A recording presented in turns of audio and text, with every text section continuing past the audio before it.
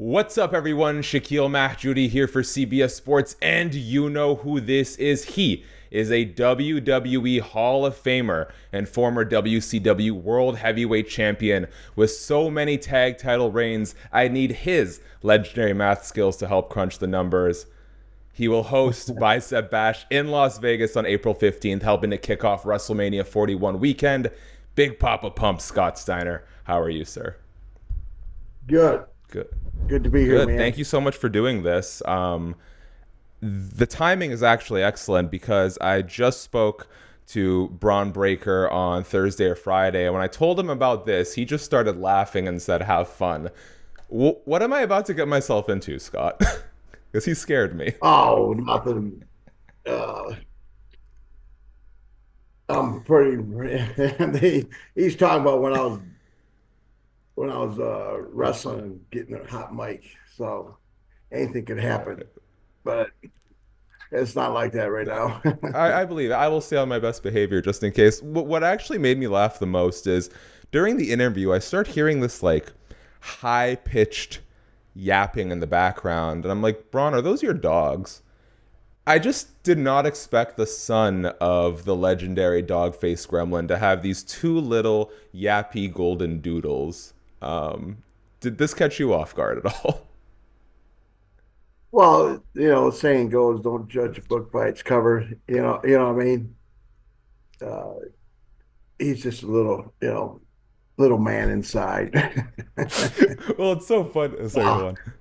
no, I'm just kidding. No, I met those dogs are cool. I put this video out recently, sort of predicting who I think is poised to get the biggest push after WrestleMania. And for me, Bron Breakker was a no-brainer. And I really think we're about to see him sort of explode onto the main event world title scene. And it got me to thinking about your rise as Big Poppa Pump. Obviously, you had some TV title reigns in the early 90s, but walk me through the transition point from when Big Poppa Pump Scott Steiner becomes U.S. champion in 1999 to bridging that gap to the main event world title scene. What did you have to, I guess, prove to upper management and to the fans as the U.S. champion before sort of getting that seal of approval?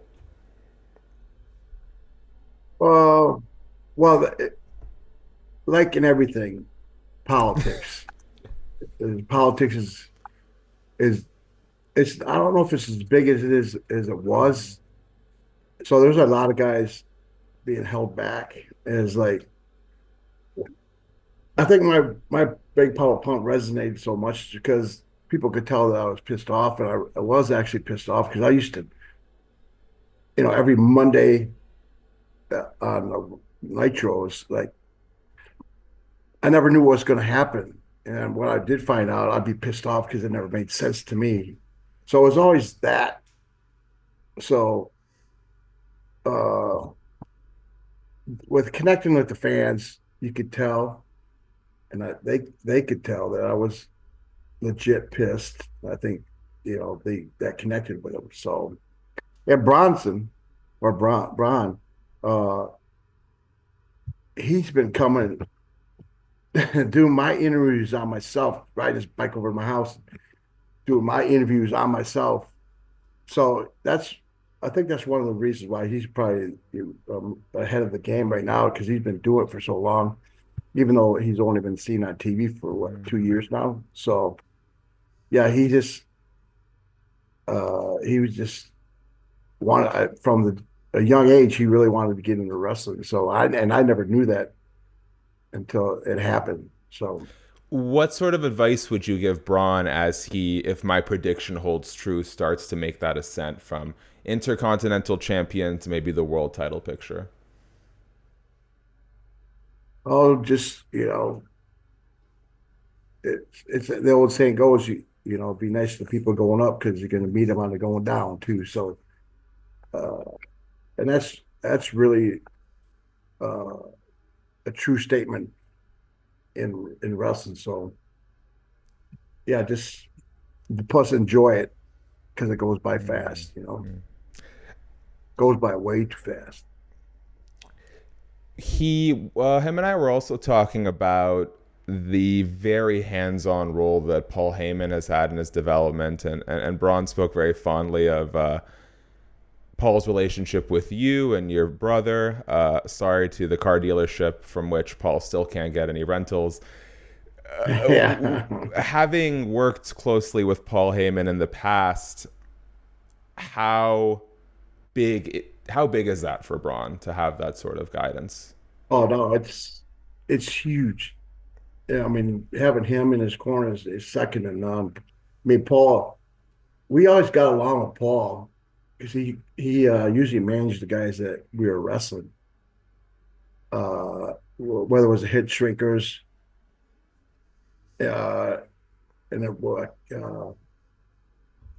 in WCW it was the same guys. So we always had an understanding. Plus, we wrestled for him a couple times in ECW. So no, Paul's very smart. I mean, because you could tell he had made ECW entertaining, even though all the top talent was in WCW or WWF or WWE. So, but he made his TV much watched. So having Paul Heyman is huge for Brown. So because he's so smart and he gives good advice. So and I appreciate that from Paul. Like I said, we've known Paul for a long time, so I appreciate him helping my nephew out. I hear the whole family is going to be in town for WrestleMania week. What is it going to be like to see Braun make his WrestleMania debut in Vegas? Oh, it's gonna be great because our that's gonna be his first WrestleMania, and that was our first WrestleMania when we wrestled the Headshrinkers in the Las Vegas. Oh, It, yeah. it's a good thing that it's at a different venue because we were Mm-hmm. outside and that was brutal. It was set up in a parking lot, so it was kind of it really wasn't something that was like even though everything in Las Vegas is a big event. It was like I said, it was in a parking lot, so all the all the noise went up. Mm. So it was kind of judged how much you were being cheered. But no, it was. But being in Vegas itself is a great experience. And just for us to be my brother and I, our first WrestleMania and then his first WrestleMania is pretty cool. Now, not that I have any lack of confidence in the Steiner brothers gas tank, but what was it like having to wrestle in that dry Las Vegas heat? I live in a rainforest, and like, I gotta be honest, I love the opportunities and getting down and seeing the talent and my colleagues, but I could do without having to wear a suit in April. Oh yeah, no, it's actually not wasn't bad in Las Vegas. It's the dry heat, but I mean nothing's worse than Colorado because it's so far above sea level. But Las Vegas, Las Vegas wasn't so much. It's really just a regular match for us. Let's talk a little bit Really. about the Bicep Bash. You're going to be boots to the ground early into WrestleMania week. Tell me a little bit about the event, who's going to be there, and what fans can expect. Yeah, it's at the space in Las Vegas. April 15th from 6 to 9. My brother's going to be there. Ron Simmons, and there's a world champion on both sides, women and men's world champion. So I think there's going to be 4 or 5 competitive matches. There's giveaways in between each pull off, and we got a lot of great sponsors. So I think the fans will really enjoy it. And even if you don't, I mean, if you don't like watching arm wrestling, I don't know how you wouldn't, but if you don't like that, you're still going to get a giveaway if you show up for the You'll event. be there. Rick Steiner will be there. Ron Yeah, Simmons Ron will be Simmons. there. It'll be a good Yeah, turnout. so it'll be a good time. Now, obviously, they found a very appropriate host in Big Poppa Pump, Scott Steiner. If we were to host a pro wrestler's invitational in the 90s for arm wrestling, who do you think would be like the four favorites to win the tournament? Uh, and probably the 4 strongest guys. of course you got to put Scott Norton in there because he was a legit world champion when he beat Cleve Dean in the championship. And Rick Rude was good back in the day. And then there's a couple Samoans that were pretty strong, and then of course, my brother and I. So, but even though arm wrestling is not all about strength, it's not about technique, but yeah, we could have some pretty fun matches. Okay. Was there ever was there much arm wrestling happening in the locker rooms just for fun? No, not at all. Fair enough. No, I never did. I never did that. So some people might not be aware of this, but in 1993, there was a pitch for a debuting Scott Steiner to win the WWE Royal Rumble. From what I understand, both you and Vince were not super sold on the idea. Do you remember what the exact pitch was, and why was it that you weren't keen on it?